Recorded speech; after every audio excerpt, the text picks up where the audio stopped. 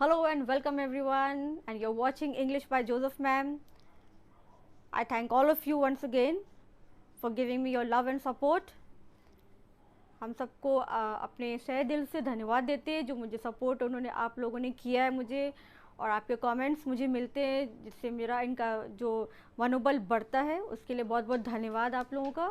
और जो न्यू है, आई वेलकम यू ऑल। जो मेरे चैनल पे नए हैं उनका भी मैं स्वागत करती हूँ, और आशा है कि मैं आप लोगों को और बेहतर तरीके से अच्छे से समझा सकूं।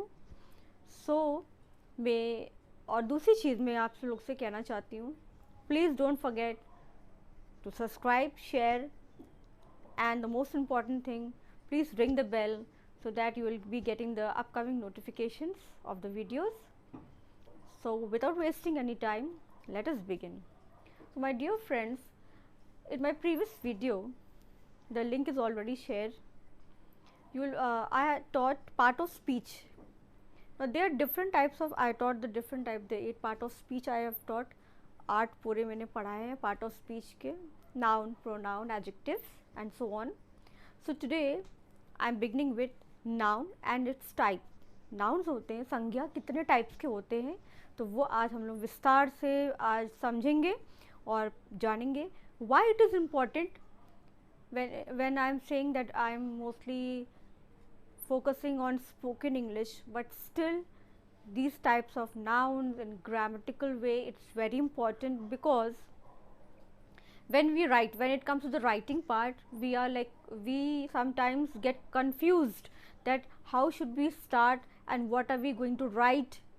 कैसी चीज़ों को किसी को अगर हम लोग किसी को संबोधित करें किस तरीके से करेंगे, तो वो हम लोग को बहुत ज़्यादा बड़ा कन्फ्यूजन होता है इंग्लिश में खासकर.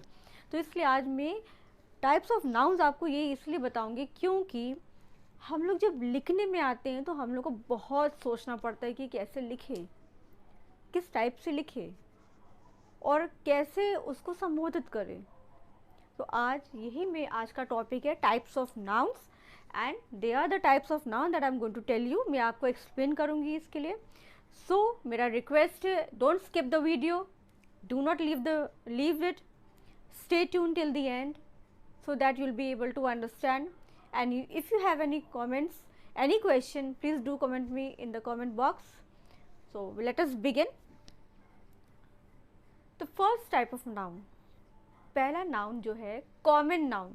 अब कॉमन नाउन क्या होता है ये आपको मैं बताती हूँ. इसका हिंदी में बोलते हैं इसको जातिवाचक संज्ञा. सो कॉमन नाउन वो नाउन्स है जो इट इज़ अ नाउन. मैं आपको इसका डेफिनेशन बता देती हूँ. अगर आप चाहे तो आप इसको, जब मेरी वीडियो को आप नहीं समझ पाएंगे तो आप इसको पॉज करके भी आप इसको देख सकते हैं, उसको समझ सकते हैं कि कॉमन नाउन क्या होता है और कैसे हम लोग यूज़ कर सकते हैं राइटिंग पार्ट में. So common noun, it is the name to all person, place, animal और थिंग. कॉमनली होता है, जैसे कोई जगह, फॉर एग्जाम्पल ऐसा garden, no it's common. Now when I tell a name तो वो एक प्रॉपर हो जाएगा, but I am talking about a garden. Garden means कोई भी गार्डन. Now I am talking about a person, any person. कोई भी इंसान का नाम मैं बता रही हूँ, तो यहाँ पे कोई नाम नहीं है, कोई भी. जैसे मैंने बोला आप इधर आइए, अब कोई भी आ सकता है. खड़े हो जाइए, please stand up. So any one can stand. I am not taking a name, मैंने नाम नहीं लिया, मैंने बोला please stand up. So any one can stand.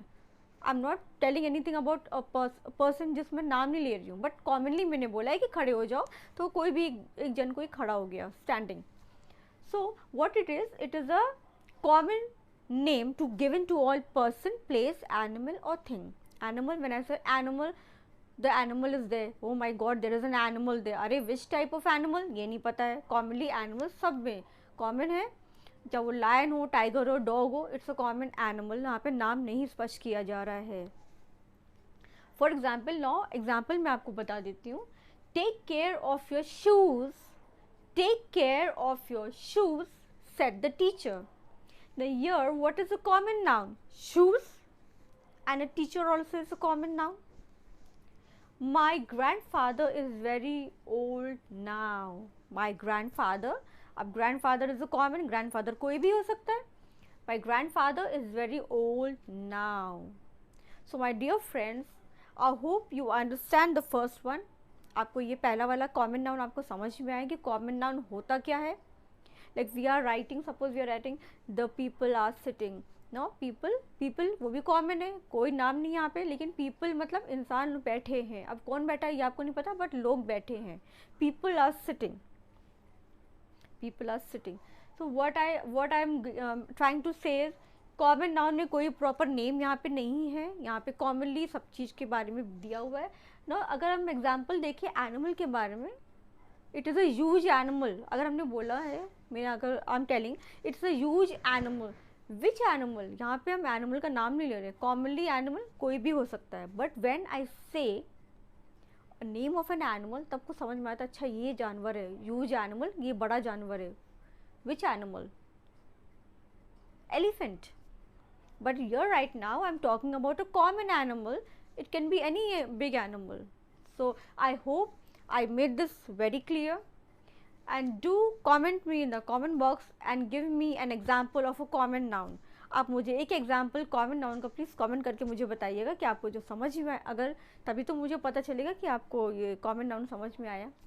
So now moving on to the next one, proper noun. अब proper noun क्या होता है? प्रॉपर नाउन होता है व्यक्तिवाचक संज्ञा. सो बोलते हैं व्यक्तिवाचक संज्ञा. आप लोगों को पढ़ाने के लिए मैंने भी हिंदी अच्छे से सीखा है, एंड आई होप कि जो मैं बोल रही हूँ वो आपको समझ में आ रहा है. हिंदी में मैं कोई गलत बोलती हूँ तो प्लीज़ मुझे कमेंट बॉक्स में बताइएगा, because I am trying to make myself better and more better and best. So now we are talking about a proper noun. Now what is proper noun? Just common to, just opposite to the common noun. Proper noun is a special name given to a person, place, animal or thing. Now when I talk about proper noun, means I am talking about a proper person, a proper place, proper animal and a thing. Now here are the examples here. Ben ate all the chocolate. Ben ate all the chocolate. Now here Ben is a proper name. That means okay, who ate the chocolate? Ben ate. अच्छा, Ben ने खाया. अच्छा, ये लड़के ने chocolate खाया. This is the person. This person is eating the chocolate. Next is Mr. John. Mr. John is a family doctor. Mr. John is a family doctor. Now when I talk about Mr. John, he is a family doctor, and what it is? He is a proper, here it is a proper noun, means okay, Mr. John is a proper noun. Name है कि ये हम लोग के family doctor है. सो Ben and Mr. John, they are proper noun. Proper noun, यहाँ पे नाम बताया गया. Now if I tell here, if I speak about the common noun, he is a family doctor. तो when I say he is a family doctor, that means common noun. यहाँ पे हमने कोई नाम तो बताया नहीं है. इसका अगर आप ऑपोजिट देखिए, हमने नाम नहीं बोला. I didn't say the name, but I said he is a family doctor. Okay, हमको पता भी तो होना चाहिए who is a family doctor. भाई कौन है आपका फैमिली डॉक्टर? आप जब नाम बताएंगे तब वो प्रॉपर होगा. That is called a proper noun. That means you are talking about a specific person, a particular person. Now when I talk about a place, suppose I say Bombay. I went to Bombay, or I went to Agra. So here Bombay and Agra, what are they? It is a proper noun, means a proper place. मैं एक place का नाम बता रही हूँ. No, suppose if again it is opposite of the common noun. When I said I went to that place, अरे which place? कौन सी जगह पे आप गए थे? नाम बताइए. पूछेंगे ज़रूर, नाम बताइए. I went to that place. अगर हमने बोला हम उस जगह पे गए थे, अरे कौन सी जगह पे गए थे भाई? That is a common noun. I went to a place. मैं जगह पे गया था, मैं गई थी या गया था. तो यहाँ पे common noun है, यहाँ पे नाम नहीं बताया जा रहा है. But if I come back to the proper noun, if I say I went to Delhi, I went to Goa, that is means I am telling about a particular place. मैं गोवा गया था. Okay, अच्छा आप गोवा गई थी. अच्छा, तभी मैंने आपका स्टेटस देखा. Okay. So this is the thing. Now animal. Now if I say, now again I told you the common noun example of an animal. It is a huge animal. Now here it's just an animal, कोई भी animal का नाम. But now again I come back reverse to it. If I say elephant is a huge animal, now you are getting it, ये okay, अच्छा आप elephant के बारे में बात कर रही हैं, that is a huge animal. So elephant is a huge animal, that is a proper noun, it is a proper noun. And here if I talk about a common noun, coming back to it, if I say it is a huge animal, that means common है, आपको पता नहीं है, लेकिन एक animal है जो बहुत बड़ा है. और proper noun पे आएंगे, elephant is a huge animal, okay, अच्छा elephant है, तो यहाँ पे proper noun elephant बनता है. So I hope ये आपको समझ में आ रहा है, you are getting it. I'm making myself clear to you all. And if you have any comment, please do comment me. Another thing, there is a work for you. Please give me one example of a proper noun. Please do comment me in the comment box and give me a sentence of proper noun. Okay, so moving on to the next one. Third one is collective noun. अब collective noun क्या होता है?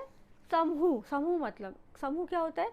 कुछ लोगों के बारे में बात हो रहा है. A group of people.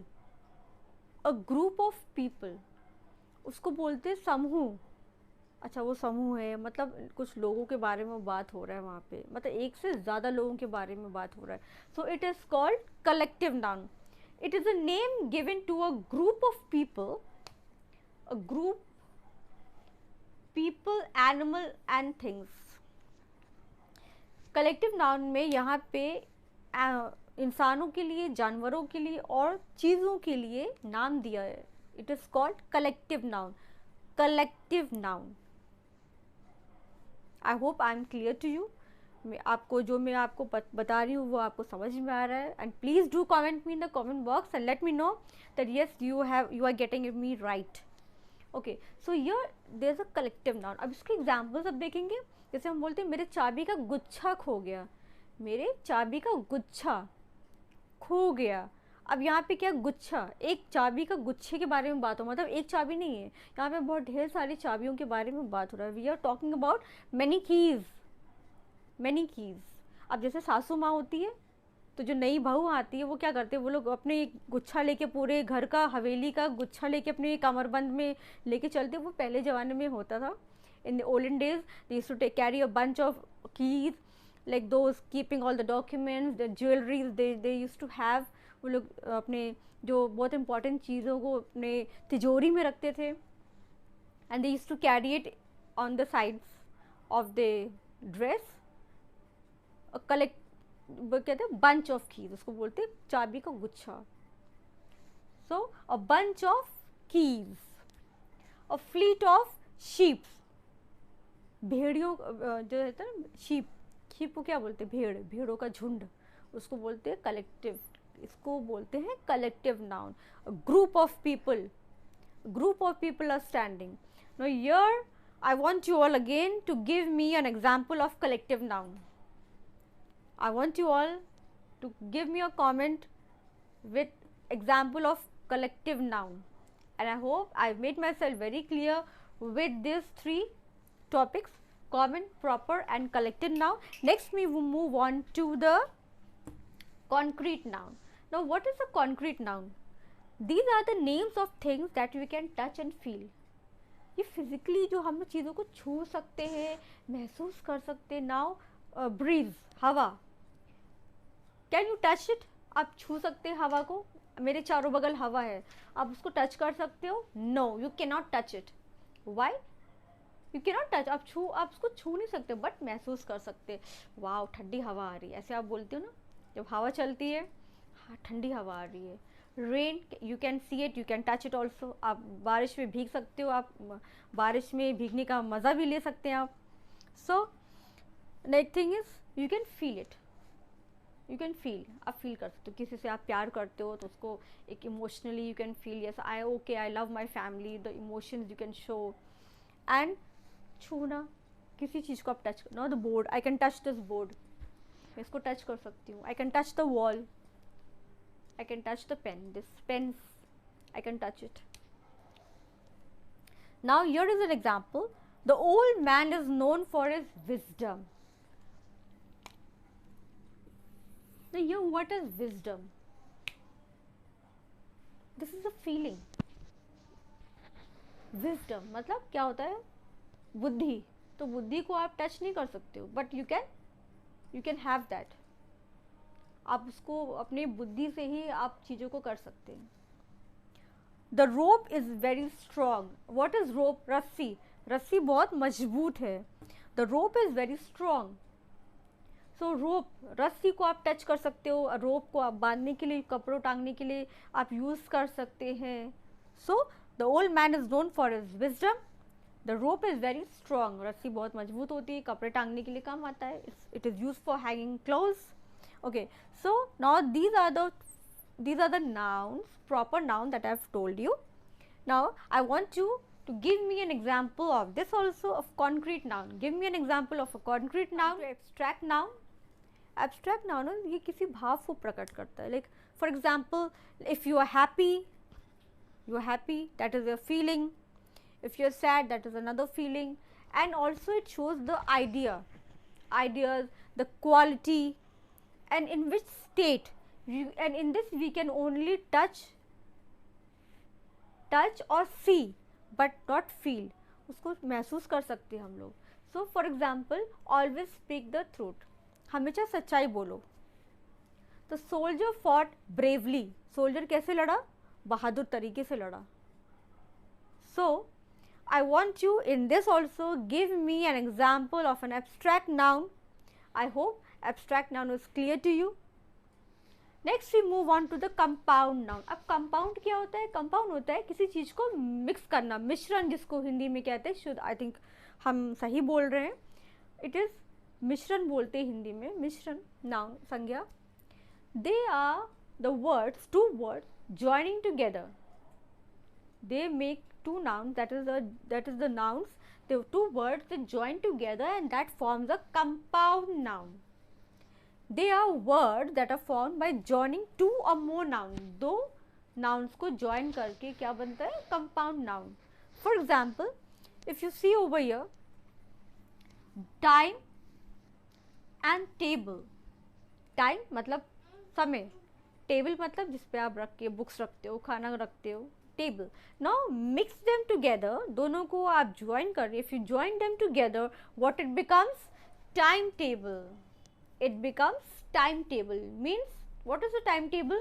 When you are teaching, you have the timetable how you have to do it. If you are learning, you are preparing for an exam, then you have to make a timetable. That in what time, how I have to learn and which time I have to take a break. This is a timetable. So when you mix two nouns together, two words together, it makes a compound. Now dining.